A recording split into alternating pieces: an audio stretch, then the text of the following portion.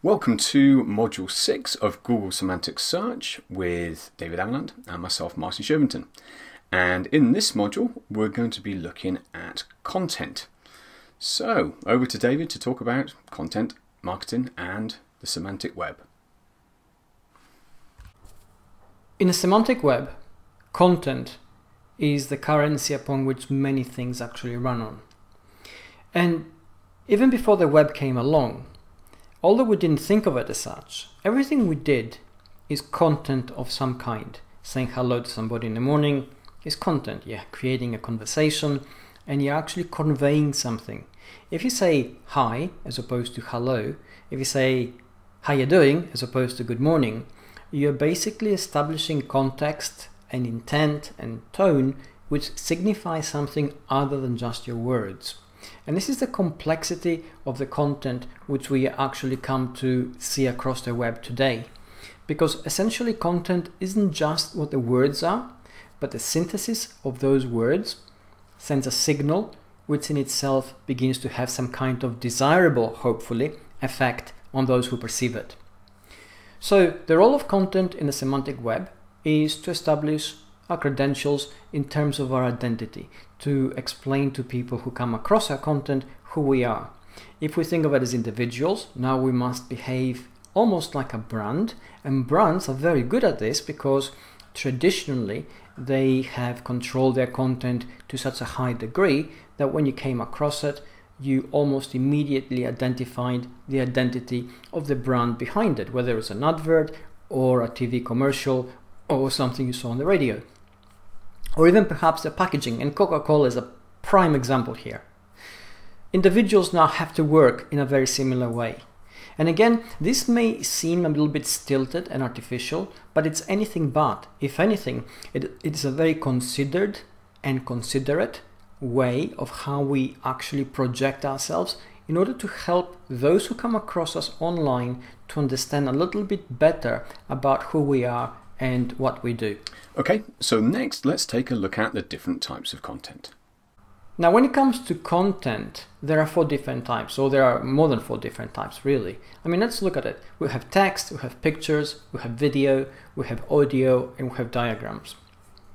And each of these does something very specific. It conveys a message in a very specific way, usually to a very targeted audience. But we can have a synthesis of those as well.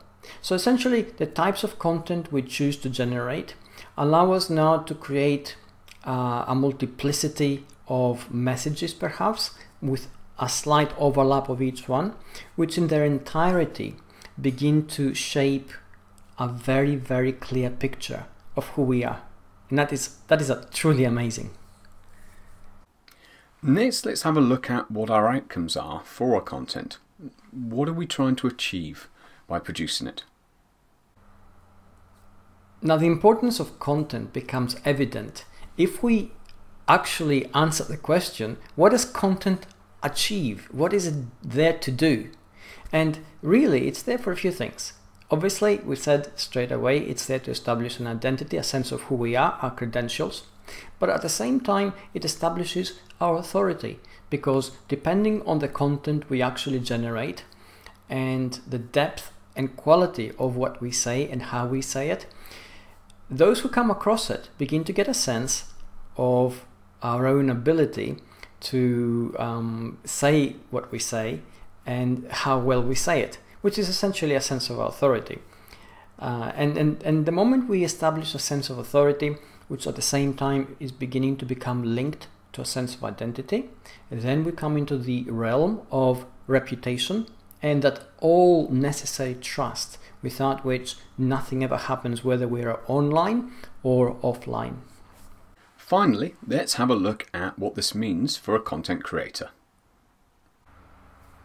The interesting question now is, if content does all these things, how should we be looking at it? And really, content is an interface, very much like perhaps a handle is an interface which allows us to enter a house, clothes are an interface which allow us to enter into specific situations, whether it's the work environment or a sports environment or a swimming pool where you cannot really be attired in a suit and tie and try to swim.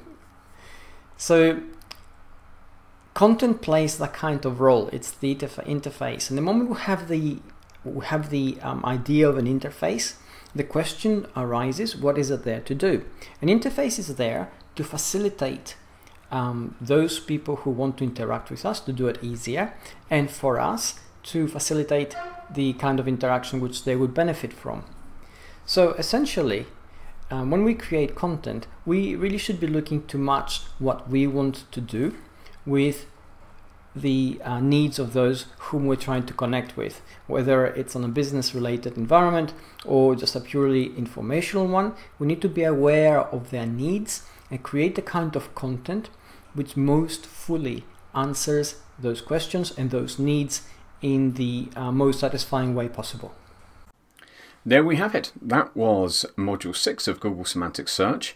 Make sure you check out the website, as there's a lot of module handbooks which are all free to download as well that go alongside this course. And next time for Module 7 we have social media marketing and semantic search.